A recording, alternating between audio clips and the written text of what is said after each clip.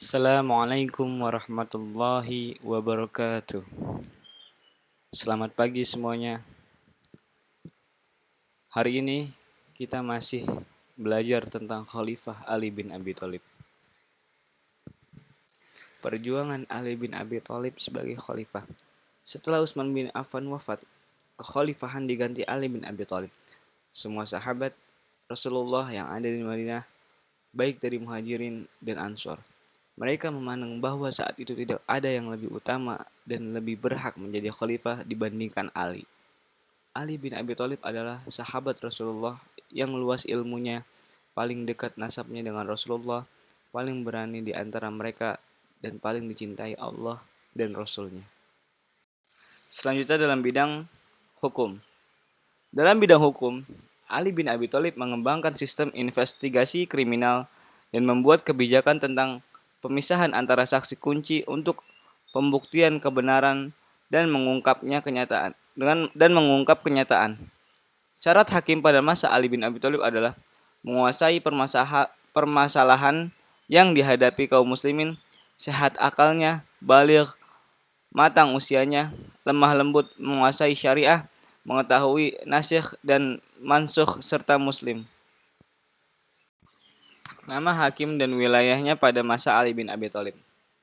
Yang pertama Syuraih bin Al-Aris Kufah, Abdullah bin Mas'ud Yaman, Utsman bin Anif dan Abdullah bin Abbas Basrah, Qais bin Sa'ad Mesir, Marah bin Syihab Kufah, Qasam bin Al-Abbas Madinah, Zaid bin Ubairah Al-Makhzumi dan Khalid bin Qurrah Al-Yarbu'i Khurasan. Pada masa Khalifah Ali bin Abi Thalib, tidak diperkenankan adanya perantara antara orang yang menuntut haknya dengan hak yang dituntut. Karenanya, para pihak yang bersengketa tidak diperkenankan membayar sedikit pun kepada qadhi atau negara. Pada saat itu, hakim digaji oleh pemerintah. Misalnya Suraih menjadi qadhi di Kufah, mendapatkan gaji bulanan sebesar dirham. Selanjutnya membentuk Majlis Syuro. Khalifah Ali bin Abi Thalib membentuk Majlis Syuro yang terdiri dari para ulama dan ahli hukum. Mereka lah yang disebut dengan ahlul halli wal aqdi, karena mereka harus memiliki kemampuan dan keahlian. Tugas anggota Majlis Syuro ini adalah mempelajari, mengkaji, dan melakukan riset terhadap permasalahan untuk menentukan kebijakan umum. Dalam pengisian posisi ini, Ali mengatakan, Majlis Syuro harus diisi oleh orang-orang yang muru'ah, punya integritas kepribadian, pandai menilai diri, soleh, selalu segera dalam kebaikan. Mereka harus orang-orang yang memiliki kemauan, berani, dermawan, dan toleran. Mereka adalah sosok yang memiliki kemuliaan. Membentuk satuan keamanan. Dalam bidang militer, langkah-langkah yang dilakukan Ali bin Abi Thalib adalah harus memiliki kekuatan militer yang menjaga dan membela wilayah, mempersiapkan dan membentuk kekuatan militer menjadi tanggung jawab kepala negara atau gubernur militer yang ditempatkan di wilayah harus digaji dari Baitul Mal wilayah. Mengangkat komandan militer yang bertanggung jawab langsung kepada kepala negara atau gubernur.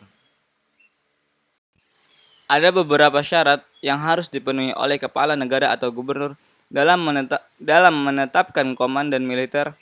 Kepala negara atau gubernur harus memberikan pengayoman dan perhatian kepada mereka agar fokus kepada tugas utama, menjaga kedaulatan Islam. Jika pemimpin memberikan perhatian kepada para tentara, maka tentara akan memberikan perhatian kepada pemimpinnya. Menjaga stabilitas keamanan dalam negara. Untuk menjaga stabilitas keamanan dalam negara, perlu dilakukan strategi politik damai. Amirul Mukminin menulis surat kepada sebagian pejabatnya di wilayah. Sesungguhnya pemimpin penduduk negeri Anda telah mengadukan keluhannya tentang kekerasan, kekejaman, penghinaan, dan sikap acuh. Kenakanlah untuk mereka jubah kelembutan untuk melunakkan sikap keras. Pergilirkanlah antara sikap tegas dan lunak. Lakukan tarik ulur, mendekat pada saat jauh dan menjauh pada saat dekat. Kebijakan seperti ini harus dilakukan untuk menjaga keamanan dalam negeri. Jika terjadi sesuatu dapat membahayakan keamanan dalam negeri, maka tugas kepala negara atau gubernur berupaya mencari solusi dengan cara-cara damai dan berusaha menghindari kekuatan represif yang dapat mengancam keselamatan rakyat. Surat Khalifah Ali bin Abi Thalib kepada Malik bin Ashtar. Janganlah engkau menggunakan kekuasaan yang engkau miliki untuk menumpahkan darah yang telah diharamkan. Hal yang demikian akan melemahkan dan menghinakan, bahkan dapat melenyapkan dan memindahkannya. Yang terakhir, anggaran belanja negara. Sumber pemasukan bagi wilayah pada masa Khalifah Ali bin Abi Thalib adalah diantaranya berasal dari zakat dan sedekah. Dari sumber tersebut dikumpulkan di Baitul Mal. Dalam Baitul Mal memiliki petugas yang mencatat semua pemasukan dan pengeluaran. Harta yang dikumpulkan dalam Baitul Mal harus dialokasikan untuk pembayaran para pekerja, karyawan, orang-orang yang membutuhkan pembangunan, dan kebutuhan lainnya yang diperlukan oleh masing-masing wilayah. Jika ada kelebihan, itulah yang dikirim kepada khalifah di ibu kota negara. Bila diibaratkan Baitul Mal yang berada di wilayah-wilayah bagaikan jantung dalam tubuh manusia. Perhatikan pernyataan Ali dalam menyalurkan hasil pengumpulan di Baitul Mal.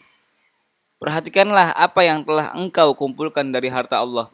Salurkanlah kepada orang-orang yang membutuhkan dan kelaparan.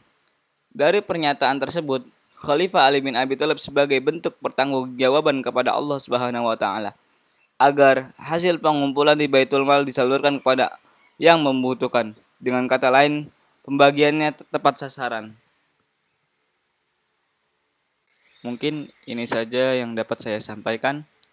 Kurang lebihnya mohon maaf.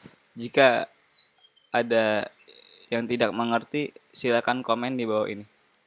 Billahi taufik wal hidayah. Wassalamualaikum warahmatullahi wabarakatuh.